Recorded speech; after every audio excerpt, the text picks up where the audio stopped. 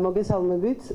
დღეს გვინდა რომ თავდაცვის სამინისტროს ერთ-ერთი ინიციატივის შესახებ ვესაუბროთ საზოგადოებას და ძალიან დიდი იმედი მაქვს რომ ქართული მედია უზრუნველყოს ამ ინფორმაციის მაქსიმალურ მიწოდებას ჩვენი მოსახლეობისთვის, განსაკუთრებით მოსახლეობის იმ ჯგუფებისთვის იქნება ეს საინტერესო, ვინც ამ ბიზნესით არის დაკავებული. მე ივლისში აქ ყოფილი ჟურნალისტების ნაწილი, ვინც ჩემთან ერთად იყო დასავლეთ საქართველოს სამხედრო ნაწილებში ტურნეს დროს დამეთანხმება, ჩვენ მაშინ დავდეთ პირობა, რომ წლის ბოლომდე ქართულ ჯარს გადავიყვანდით, თანდათანობით გადავიყვანდით სრულად ქართულ კვებაზე და დღეს თავდაცვის სამინისტრო აცხადებს ტენდერს ქართული ხორცის შეძენაზე. მარტო მიმდინარე წელს 6 მილიონი არის დახარჯული ხორცზე და მთლიანად ამ პროდუქტის შესყიდვა ხდებოდა უცხო ქვეყნებიდან, ძირითადად ინდოეთი იყო მოუწოდებელი, მაგრამ ასევე სხვა ქვეყნებიდან და ჩვენი ამ ინიციატივის ფარგლებში ამოცანა არის ძალიან მარტივი, რომ ეს ერთის მხრივ ქართულ ბიზნესს დავეხმაროთ იმ ადამიანებს და მეწარმეებს, ვინც ქვეყანაში არის ამ ბიზნესით დაკავებული და ამავდროულად ხელი შეუწყოთ ქართულ წარმოებას. ყველას მინდა ვთხოვო მაქსიმალური აქტიურობა გამოიჩინონ. ამ წუთას ტენდერი ცხადდება მხოლოდ აღმოსავლეთ საქართველოსთან მიმართებაში, თუმცა მომავალი წლიდან ის უკვე მთელ საქართველოს დაფარავს. ჩვენ თანდათანობით წლის ბოლომდე სხვა დანარჩენ პროდუქტებზეც, რომელიც იწარმოება საქართველოში, ასევე გამოვაცხადებთ ტენდერს მხოლოდ ქართველი მეწარმეებისთვის. ხაზგასმით ვამბობ, საუბარია საქართველოში ნაწარმოებ ხორცზე. ანუ არა ქართულ მეწარმეებზე, რომლებსაც შემოაქვთ ხორცი, არამედ საქართველოში წარმოებულ ხორცზე. ამიტომ კიდევ ერთხელ ყველას მინდა გთხოვოთ მთელი საქართველოს მასშტაბით, ვისაც გაქვთ შესაბამისი გამოცდილება, შეგიძლიათ უზრუნველყოფა. ამ შემთხვევაში კიდევ ერთხელ ვამბობ, აღმოსავლეთ საქართველოს მიმართულებით იქნება მხოლოდ ამ წლის ბოლომდე გამოცხადებული ეს ტენდერი, ყველა მიიღოს მონაწილეობა იმისათვის, რომ ჩვენ შესაძლებლობა გქონდეს, რომ უკვე მომავალი წლიდან სრულად გადავიდეთ ქართულ წარმოებას. დიდი მადლობა. თქვენი საზრით რამდენად არის მზად საქართველოს ოფის პერიოდი? კი, ჩვენ გავაკეთეთ სწორედ ეს პერიოდი, მოგეხსენებათ უკვე 6 თვე გავიდა, რაც მე მინისტრი ვარ და ეს პერიოდი დაყოვნება, იმიტომ მქონდა, მივხვდებით იმისა, რომ პრაქტიკულად პირველი დღიდან მქონდა ეს ინიციატივა, რომ გვინდოდა აი ეს კვლევა ჩაგვეტარებინა, დარწმუნებული ყოფილიყავით, რომ იქნებოდა ერთის მხრივ ზადყოფნა, მეორეს მხრივ სურვილი და მესამე მხრივ სტაბილურობა ამ თვალსაზრისით, იმიტომ რომ ყველაზე უფრო ცუდი ის იქნება, რომ ჩვენ ახლა გამოვაცხადეთ ეს ტენდერი, ვიღაცამ გაიმარჯვოს და მე როცა შუაში აღმოჩნდეს, რომ შეუძლებელია ამის გაკეთება. ამ წუთის მდგომარეობით პირველი, სწორედ იმიტომ ცხადებთ ნაწილობრივ მხოლოდ აღმოსავლეთ საქართველოზე, რომ გვინდა საბოლოოდ დავწმუნდეთ, რომ ჩვენი კვლევის შედეგები არის მართალი. კვლევა ადასტურებს, რომ ეს შესაძლებელია, მაგრამ მაინც რომ ვიყოთ უზრუნველყოფილი და გარანტირებული, ამიტომ ნაწილობრივ შემოვიტანეთ, რომ უკვე როდესაც საქმეში ვნახავთ, რომ რეალიზებულია ყველა ის პირობა თუ ქაღალდზე დაწერილი შესაძლებლობა, რაც ამ წუთის მდგომარეობით თავდაცვის სამინისტროს გვაქვს, უკვე ამის შემდეგ მთელი საქართველოს მასშტაბით შეგვიძლია რომ მოვიცვათ სეგმენტი. კიდევ ერთ შეკითხვა ყველასთან დაკავშირებით, ჩვენ ყველას გვაქვს უცნობი ფაქტები, ჯარისკაცების გახდომის, თქვენ მაშინაც თქვით დასავლეთ საქართველოში, რომ ეცდებით მინიმუმამდე დაიყვანოთ ესეთი შემთხვევები და რომ კაცრი მონიტორინგი გაუწიოთ საჯარო შინაარსებს, ასე როგორც კომპანიას და ასე შემდეგ. დღეს რა ვითარება ამ კუთხით, იღებს თუ არა ჯარი მართლაც იმ ხარისხიან პროდუქტს, რაც მან გამოიყენოს და რაც მას სჭირდება იმისთვის, რომ დასაბუთებოს. კი, ამის შემოწმების პრინციპში ორი საშუალება არსებობს მხოლოდ, ერთი სტანდარტული პროფესიული ექსპერტიზა, რომელიც პერიოდულად და მუდმივად ტარდება, შეფასება, შემოწმება, რა ვიცი, რა სიტყვა ხნებავთ ის გამოვიყენოთ, რომელიც რეგულარულად ტარდება და რომელიც ამბობს, რომ შედეგები არის პოზიტიური და მეორე ეს არის ის ფიდბექი, როგორ უნდა ვთქვა ქართულად, შემოხმიანება, რომელსაც ჩვენ ვიღებთ უკვე სამხედროებისგან, ანუ მოსარგებლეებისგან და ამ თვალსაზრისითაც ძირითადად არის დადებითი. ახლა ჩვენ ინდივიდუალურად შეიძლება მე და თქვენ სახლში ჩვენი ოჯახის წევრების გაკეთებული საჭმელი არ მოგვეწონოს ხანდახან, მაგრამ აქ არ არის საუბარი მოწონება არ მოწონებაზე, როდესაც ხარისხზეა საუბარი და უსაფრთხოებაზე, ამ თვალსაზრისით ნამდვილად არავითარი პრეტენზიები ამ წუთის მდგომარეობით კომპანიასთან, ვინც ემსახურება ქართულ ჯარს, თავდაცვის სამინისტროს არ გააჩნია. ისინი ნამდვილად ყველაფერს აკეთებენ იმისთვის, რომ ყველა პირობა, რომელიც დევს ხელშეკრულებაში, იყოს მაქსიმალურად დაცული, რეგულარულად, მუდმივად, სწორედ იმ ვადების დაცვით და იმ შესაძლებლობებით, რომელიც კომპანიას აქვს და აი ეს ამბავი რაც გადაგვხდა ხონში, ისიც მოგვარებულია და თუ ჩახვალთ ნახავთ რომ დამცავი ბადებია ხონის სასადილოში რომ ფრინველმა და ასე შემდეგ ვეღარ შეაღწიოს შიგნით ეს ხუმრობით რა თქმა უნდა, მაგრამ თავისთავად კარგია რომ ძალიან სწრაფად უცბად მოხდა ამ პრობლემის მოგვარებაც. თავისუფალ მედიაზე ხო არ გვეტყვი. იმ შემთხვევაში თუ ეს კიდევ ხალვარს გადაეცემა რუსთავი 2, იქნება თუ არა რუსთავი 2 უფრო თავისუფალი ვიდრე არის. მე არ ვიცი რუსთავი 2 დღეს თავისუფალია თუ არა, ეს არ არის ჩემი შესაძლებელი და ჩემი განსასაზღვრი.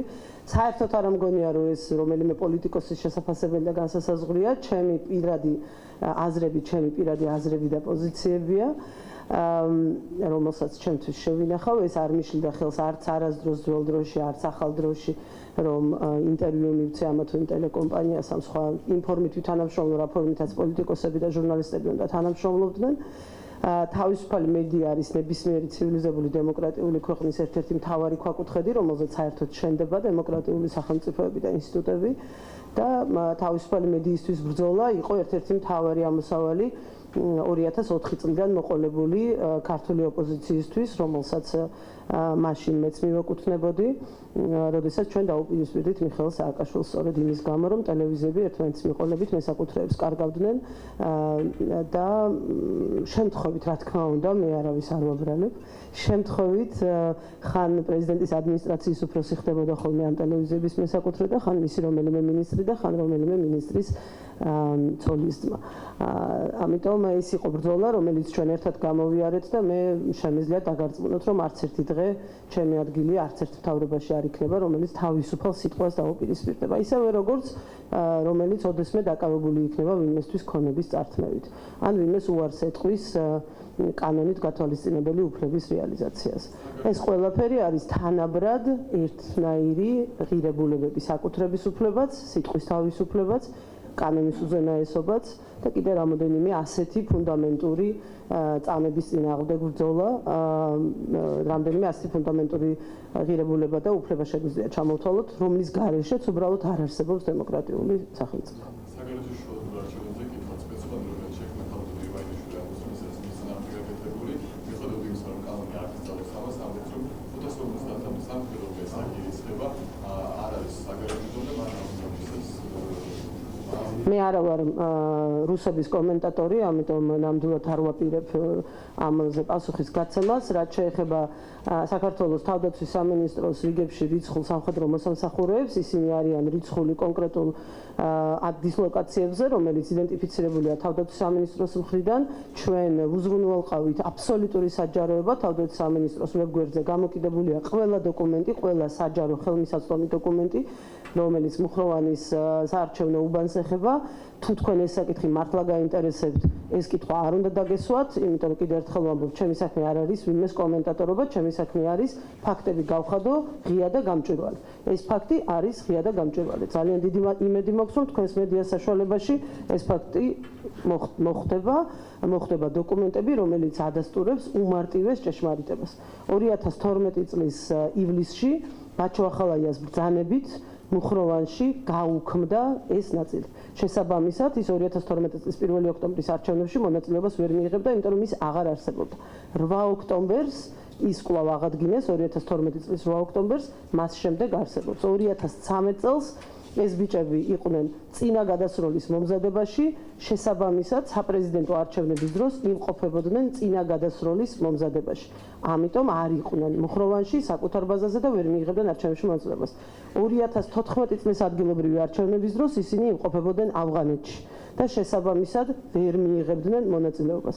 2014 წლის იანვარში დაბრუნდნენ საკუთარი დისლოკაციის ადგილებზე და 2014 წლის იანვარში მე ვიყავი მყარად დეპუტატი, არცად წასვლას არ გეგმავდი, არავითარი გეგმა აღმასრულებელ ხელისუფლებაში გადასვლის იმ მომენტისთვის არ მქონია. შეიძლება ვინმე სიზმარი ნახა მაშინ და იმიტომ რომ მე ესე მომინდებოდა იქ დააბრუნა ჯარისის ნაწილი და იმიტომ რომ ეხა ვიღაცას აკვიატება აქვს, მე 500 ქართველ ჯარისკაცს ვერ წავართმევ არჩევნებში მონაწილეობის უფლებას. ეს არის ჩვეულებრივი ამბავი, გამჭვირვალეობა იმიტომ არის მნიშვნელოვანი და ერთ-ერთი ფუნდამენტი სახელმწიფოს დემოკრატიის მშენებლობის, სწორედ რომ გამჭვირვალეთ უნდა გქონდეთ თქვენ კითხვებზე პასუხები, უნდა გქონდეთ დოკუმენტებზე ხელმისაწვდომობა და მე თავად გააკეთოთ დასკვნები. ამიტომ მე მესმის მისი წუხილით აბსოლუტურად გასაგებია ჩემთვის. ავღანეთში მებრძოლ ქართველ ბიჭები ადამიანს, რომელიც ამბობს, რომ რუსებთან ერთად წარმოუდგენია საქართველოს მომავალი, როგორც ჩანს ეშინია, რომ ხმას არ მისცემენ, მაგრამ ეს ჩემი პრობლემა არ არის, ეს მხოლოდ მისი პრობლემაა. და ძალიან დიდი იმედი მაქვს, რომ არც ჩემი ქვეყნის პრობლემა არ გახდება არასოდეს. წამების პაკეტთან დაკავშირებით საგამოძიებო კომისიის შექმნას თუ ემხრობი თავის დროზე თქვენ საუბრობთ ამასთან დაკავშირებით? მე ამ მოთხოვნას კი არ ვემხრობი, მე ამას ვითხოვდი როგორც პარლამენტის წევრი. ამოიღეთ არქივიდან 2 წლის განმავლობაში ჩემს მიერ მიცემული ინტერვიუები, ჩემს მიერ გაკეთებული განცხადებები, როდესაც მე ვითხოვდი პარლამენტში საგამოძიებო კომისიის შექმნას, რომელიც სწორედ სულ რამოდენიმე თემაზე ვსაუბრობდი მე მაშინ. ერთ-ერთი ეს იყო მასობრივი ქონების ჩამორთმევა ნაციონალური მოძრაობის დროს, რაც იყო სისტემური დანაშაული და ჰქონდა სისტემური ხასიათი. ეს იყო მასობრივი წამება საპატიმრო დაწესებულებებში, რომელიც ასევე ატარებდა სისტემური დანაშაულის ნიშნებს და მას გამოძიება და სახელის დარქმევა ჭირდებოდა. და მესამე ეს იყო მოსახლეობასთან, დემონსტრანტებთან მოქცევის კანონის წესების დარღვევა ასევე რეგულარულად და სისტემურად პრაქტიკულად ყველა აქციების დროს, რომელიც ქვეყანაში იმართებოდა. ეს იყო სამი საკითხი, რომელზეც მე ვითხოვდი 2 წლის განმავლობაში საგამოძიებო კომისიის შექმნას პარლამენტში, მაგრამ სამწუხაროდ მაშინ უმრავლესობის ხარდაჭერა ვერ მოვიპოვა. საქართველოს პრეზიდენტს კითხავთ, უნდა დაგითხროს თუ არა ეს პროკურატურა მიგასწრებს შეიძლება არსებობდა რაღაც სამწუხარო დაპირისპირების სტატუსი.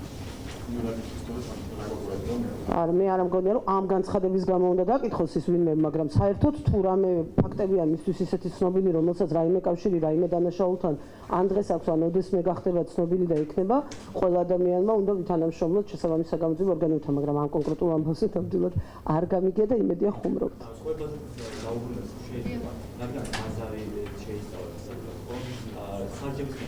არა, ბაზარი არ შეგვისწავლია, შესაძლებლობები შევისწავლეთ. არა, ამაზე ხა მე ნამდვილად ვერ ვისაუბრებ, ეს ყველაფერი ტენდერის პირობებში მე ხარ რამე ფასი დაგისახელოთ, ეს პირდაპირ მინიშნება იქნება ჩემი მხრიდან. ბატონო? ამ ტიპის კომენტარს როგორც არ უნდა მინდოდეს ვერ გავაკეთებ, იმიტომ რომ ნებისმიერი ინდიკაცია ჩემი მხრიდან ეხა ფასთან დაკავშირებით მეტი გამოვა, ნაკლები გამოვა, ასეთი უნდა იყოს, ისეთი უნდა იყოს, ახმული იქნება როგორც პირდაპირ გზავნილი ამის შესახებ. ბოდიშ გიხდით, მაგრამ ნამდვილად ამაზე ვერ გიპასუხებ. აღმოსავლეთ. დასავლეთზე როდის იქნება?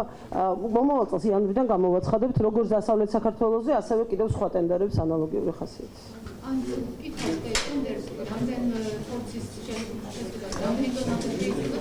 მე შემიძლია გითხრათ 2014 წლის მონაცემები, დანარჩენი ყველაფერი ტენდერის პირობებშია და თუ ესეთი დეტალები გაინტერესებთ, შეგიძლიათ იქ ნახოთ, ანუ ამ წუთას რამდენზეა გამოცხადებული. 2014 წელს 460 ტონა იყო შეძენილი მთლიანად ჯამში, ქათმის ხორცი, ღორის ხორცი, ძროხის ხორცი ერთად აღებული ყველა. ეხლა ამ წუთას რაზეც ვსაუბრობთ, ეს უკვე კონკრეტული რიცხვები ტენდერის პირობებშია და შეგიძლიათ რომ ნახოთ.